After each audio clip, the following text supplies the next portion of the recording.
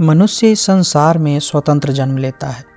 उसके भीतर अपनी दिशा चुनने की क्षमता होती है, अपनी राह बनाने की शक्ति होती है। लेकिन जैसे जैसे वह बड़ा होता है, एक अदृश्य डर उसके चारों ओर जाल बुनने लगता है। यह डर किसी जानवर, किसी बीमारी या किसी आपदा का नहीं होता। यह डर होता है लोग क्या कहेंगे। धीरे धीरे मनुष्य अपने निर्णय स्वयं नहीं लेता, बल्कि उन अनदेखी निगाहों के हिसाब से जीने लगता है जो उसे परख रही होती हैं। हर शब्द बोलने से पहले वह सोचता है कि सामने वाला क्या सोचेगा। हर कदम उठाने से पहले वह तौलता है कि समाज उसे किस तराजू में रखेगा। यही भय धीरे धीरे उसकी सहजता छीन लेता है। हम मुस्कुराते हैं तो भीतर सवाल चलता रहता है, कहीं यह बनावटी तो नहीं लगेगा। हम रोते हैं तो चेहरा छिपा लेते हैं, कहीं लोग हमें कमज़ोर न समझ लें। हम अपने सपनों को दबा देते हैं, कहीं घर वाले या रिश्तेदार असहमति न जता दें। इस तरह हम जीवन नहीं जीते, बल्कि एक भूमिका निभाते हैं। एक ऐसा पात्र बन जाते हैं जिसे दूसरों की स्वीकृति चाहिए, और यह स्वीकृति कभी भी पूरी नहीं होती।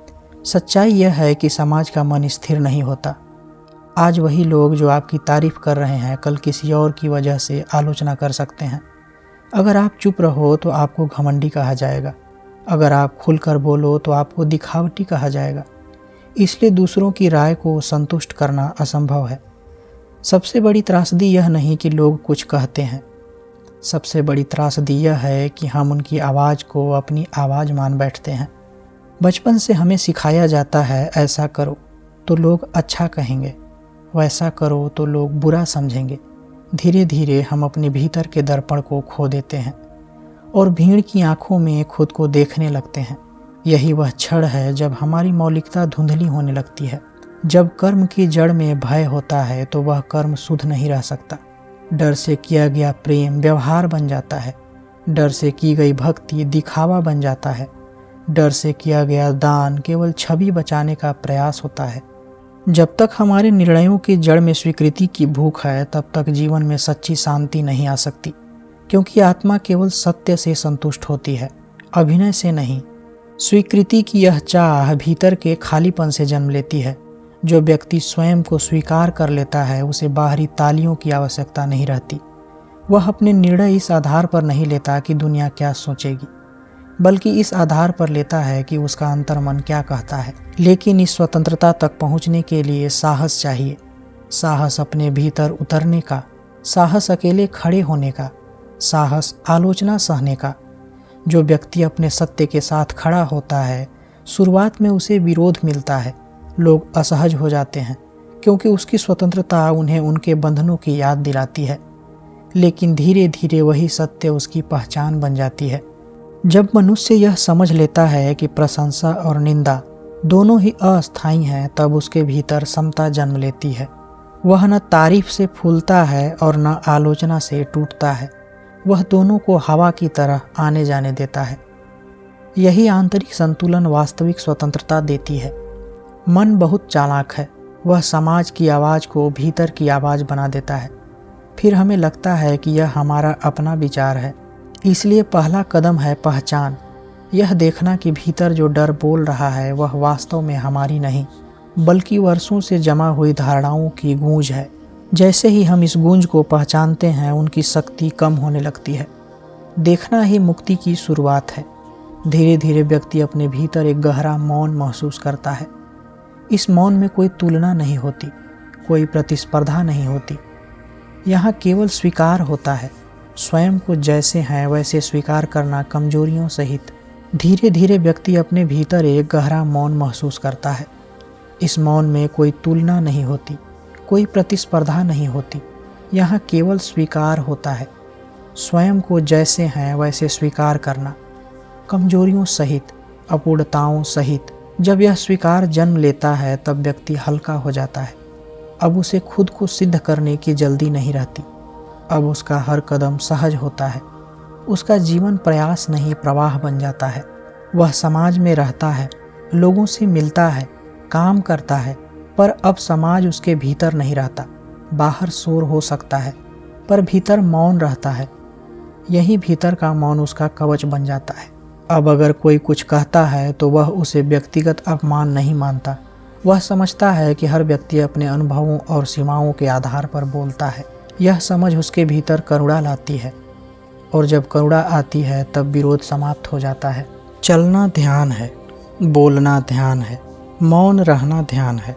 जब लोग क्या कहेंगे का भय गिर जाता है तब मनुष्य पहली बार अपने वास्तविक स्वरूप से मिलता है। अब उसका आनंद किसी बाहरी उपलब्धि पर निर्भर नहीं रहता।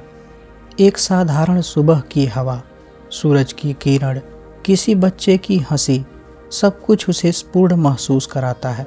अब जीवन बोझ नहीं रहता, अब जीवन उत्सव बन जाता है। सच्ची मुक्ति यही है, भीड़ के बीच रहकर भी भीतर स्वतंत्र रहना, दुनिया में रहना पर दुनिया को अपने भीतर स्थान न देना। जब यह समझ गहराई से उतर जाती है तब सबसे बड़ा रोग लोग क्या कहेंगे केवल एक वाक्य नहीं रह जाता। वह एक चेतावनी बन जाता है, एक स्मरण बन जाता है कि जीवन उधार की राय से नहीं अपने सत्य से जिया जाता है। और जिस दिन मनुष्य अपने सत्य में जीना शुरू कर देता है उसी दिन उसका पुनर्जन्म होता है। लेकिन एक बात और समझनी होगी, जब मनुष्य लोग क्या कहेंगे के डर से बाहर निकलने लगता है तब एक और सूक्ष्म जाल सामने आता है। पहले वह बाहरी समाज से डरता था, अब कभी कभी वह अपनी बनाई छवि से डरने लगता है। उसे लगता है कि अब उसे मजबूत दिखना है, आध्यात्मिक दिखना है, निर्भीक दिखना है। यह भी एक नया अभिनय बन सकता है। स्वतंत्रता का अर्थ यह नहीं कि आप विद्रोही बन जाओ, स्वतंत्रता का अर्थ है कि आप स्वाभाविक बन जाओ। अगर आप रोना चाहते हो तो रो सको, अगर आप हंसना चाहते हो तो खुलकर हंस सको, अगर मौन रहना चाहते हो तो बिना अपराध बोध के मौन रह सको। अक्सर लोग सोचते हैं कि समाज से मुक्त होने का मतलब है सबको गलत साबित करना, पर सच्ची मुक्ति किसी के खिलाफ नहीं होती, वह केवल भीतर की स्पष्टता से जन्म लेती है। जब आपको अपने सत्य पर भरोसा हो जाता है तब आपको किसी को चुनौती देने की जरूरत नहीं रहती। यहीं से आत्मसम्मान की असली शुरुआत होती है। आत्मसम्मान वह नहीं जो दूसरों की तालियों से बनता है, वह भीतर की स्वीकृति से बनता है। जब आप अपनी गलतियों को स्वीकार कर सकते हो, अपनी सीमाओं को देख सकते हो और फिर से स्वयं से प्रेम कर सकते हो, तब आपको बाहरी प्रमाण की आवश्यकता नहीं रहती। धीरे धीरे यह समझ गहराती है कि दुनिया का हर व्यक्ति अपने ही डर से संचालित हो रहा है। जो आपकी आलोचना करता है वह भी भीतर से किसी असुरक्षा से जूझ रहा है। जो आपको रोकता है वह भी अपने ही बंधनों से बंधा है। यह देखने के बाद आपके भीतर क्रोध नहीं, करुणा जन्म लेती है, और करुणा के साथ जीने वाला व्यक्ति हल्का हो जाता है। अब जीवन तुलना का खेल नहीं रहता। अब आपको यह साबित नहीं करना होता कि आप बेहतर हो, अब आपको यह सिद्ध नहीं करना होता कि आप अलग हो। आप बस हो, और होना ही पर्याप्त है। जब व्यक्ति अपने होने का स्वीकार कर लेता है तब उसके निर्णय सरल हो जाते हैं। वह वही काम चुनता है जिसमें उसका मन खेलता है, वह वही संबंध निभाता है जहाँ उसका हृदय सहज रहता है, वह वही शब्द बोलता है जो भीतर से सच्चे हैं। यहाँ से जीवन में एक नई स्पष्टता आती है। अब सफलता का अर्थ बदल जाता है। पहले सफलता का मतलब था लोग आपकी प्रशंसा करें, अब सफलता का अर्थ है रात को सोते समय आपका मन शांत हो। पहले आपको नाम चाहिए था, अब आपको सुकून चाहिए, और सुकून कभी भीड़ से नहीं मिलता, वह भीतर की चुप्पी से मिलती है। जब आप अपने भीतर उस चुप्पी को पहचान लेते हो तब बाहर का शोर अपना असर खो देता है। कोई कुछ भी कहे वह आपके केंद्र को हिला नहीं पाता। जैसे समुद्र की गहराई में शांति होती है, चाहे सतह पर कितनी भी लहरें उठें। यह गहराई अभ्यास से नहीं, जागरूकता से आती है। हर बार जब लोग क्या सोचेंगे का विचार उठे, उसे पकड़ो नहीं, उससे लड़ो नहीं, बस देखो। जैसे कोई बादल आकाश में आता है और फिर चला जाता है, विचार भी वैसे ही आते जाते हैं। आप आकाश हो, विचार केवल बादल है। धीरे धीरे आपकी पहचान विचारों से हटकर साक्षी में स्थापित होने लगती है, और साक्षी में कोई भी भय नहीं होता।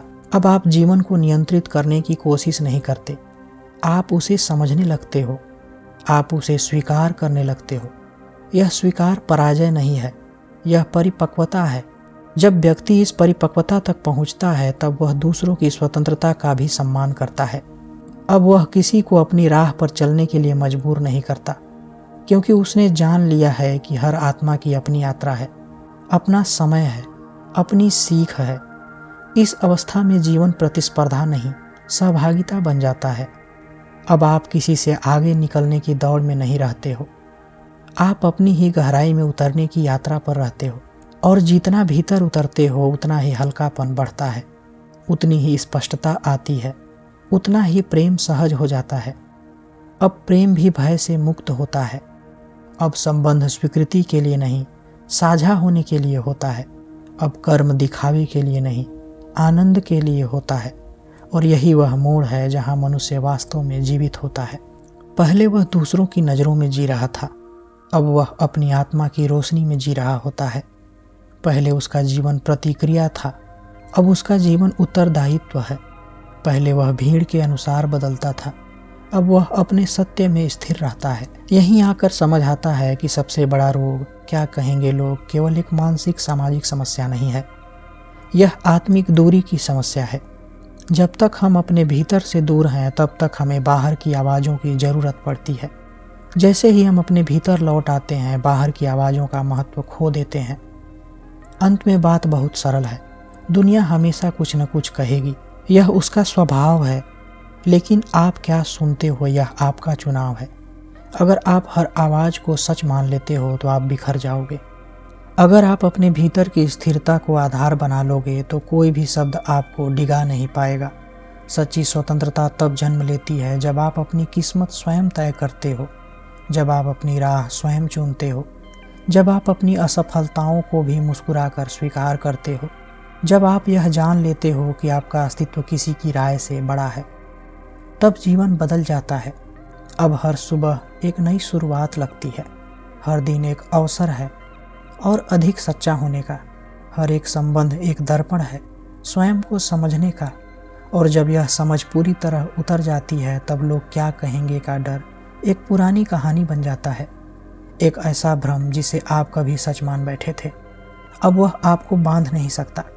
आप स्वतंत्र हो, भीतर से शांत हो, बाहर से सहज हो। और यही इस यात्रा का निष्कर्ष है।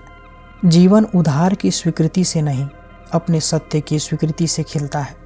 जो स्वयं को स्वीकार कर लेता है उसे दुनिया की स्वीकृति की आवश्यकता नहीं रहती। और जो अपने भीतर स्थापित हो गया उसे कोई भी भीड़ डिगा नहीं सकता।